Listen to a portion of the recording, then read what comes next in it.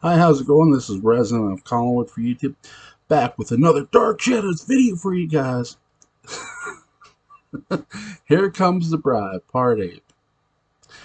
Okay, for this little get together, we got to do a little traveling. No, not time traveling, parallel time traveling. There's a difference. Um, so in the one of the windows of the house, there's this doorway. You open the double doors, and boom, there's a parallel time room. It has its moments where it's there, and it has its moments where it isn't there. And yes, that's true. Uh, I love Dark Shadows. This is why this show is so goddamn cool. It literally has a moment where there's a room. Hey, there's a room over there. It's not there now. Hey, it's back. Hey, it's there now. Which is really cool.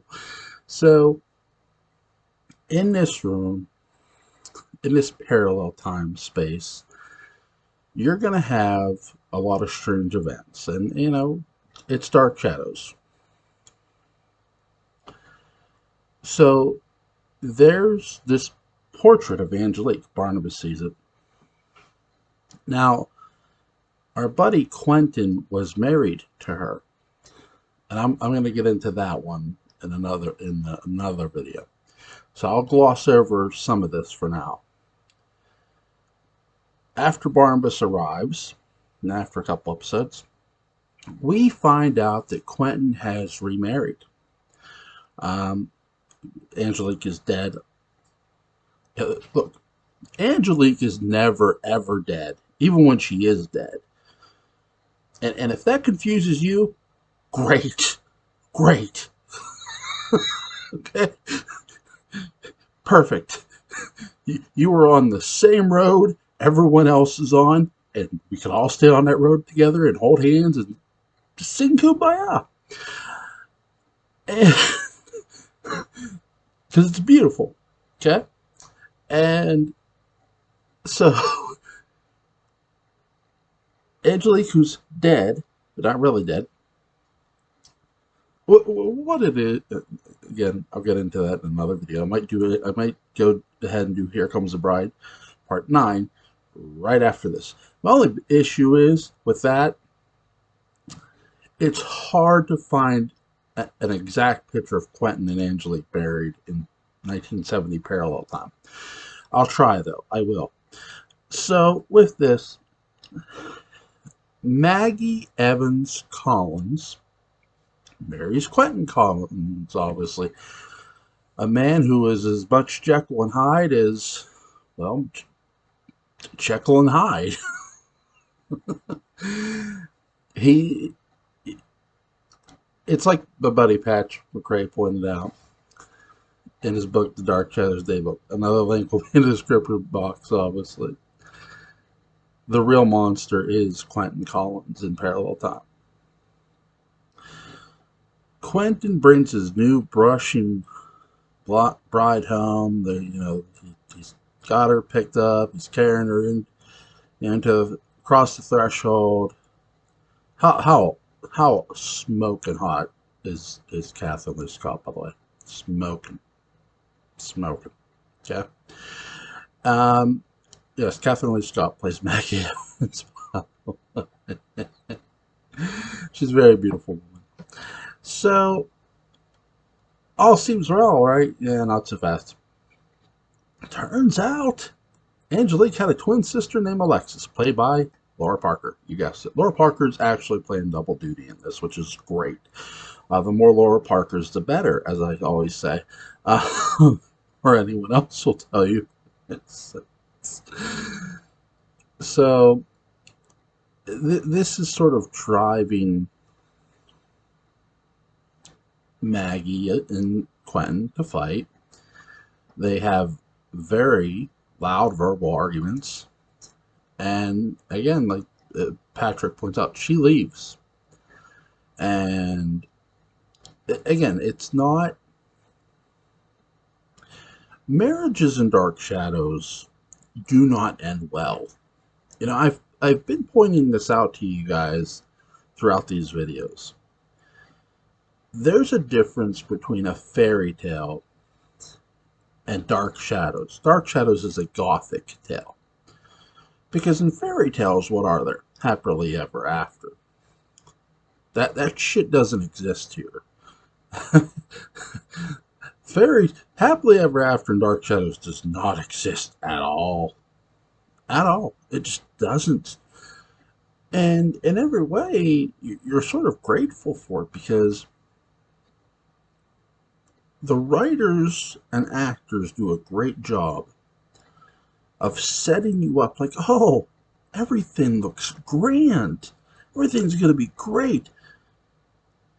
And as hard as you try to wait for the punch to the stomach, when it comes, you still feel it. It still hurts like hell.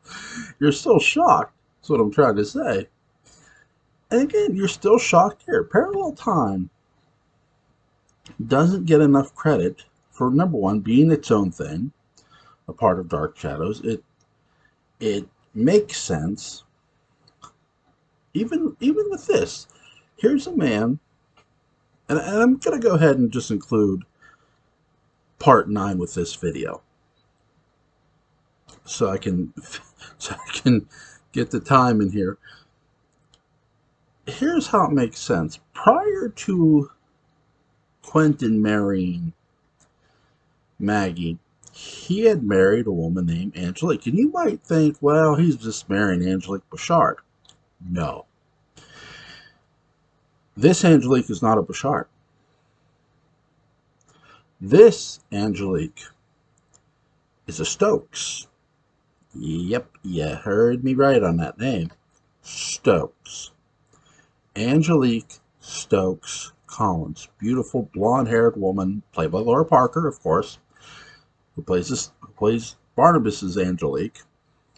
And what is the biggest differences?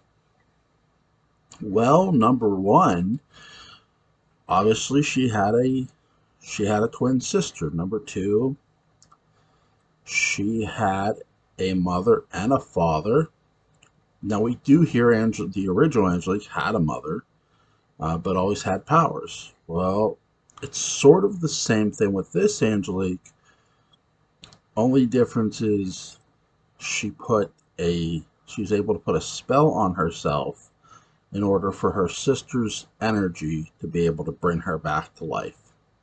So her sister Alexa visits the mausoleum where she's buried. She's just lying in a coffin. They open it. There's her perfectly preserved body.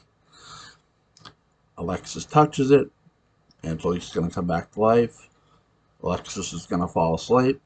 They're going to say Angelique, who's posing as Alexis, go figure, is going to agree with them burning the body. Guess what? They burned that body. God, it's listen. There's no more. Even with Angelique's state of mind, I gotta say this: is Angelique the heel in this timeline? I feel bad for Alexis. I do. I really do. And let me explain something. Angelique was killed during a seance. And the doctor who examined her happened to be one Cyrus Longworth, the very doctor who is Quentin Collins' best friend and lied for him. Now, I do have a theory about this, and it's a bit out there, that Quentin, I don't think Quentin is the only person who murdered Angelique that night. I think, because remember, Cyrus Longworth is going to become another person. Basically, they're going to do Dr. Jekyll and Mr. Hyde with Christopher Penock's character, and they do a beautiful job. It's very different from the usual Jekyll and Hyde you do see, in my opinion. I love how they do it. I love how Christopher Pennock portrays it. Of great acting to play split personalities. And really, that's it. There's a lot of this with parallel time. Cyrus Longworth, split personality. Angelique, you could argue Alexis is her split personality. Quentin has his own. There's no doppel of Quentin, but he has his own split personality too. And it's very violent. So it basically, is it worse than Cyrus Longworth? It's on the same level, I would say, but it's not as in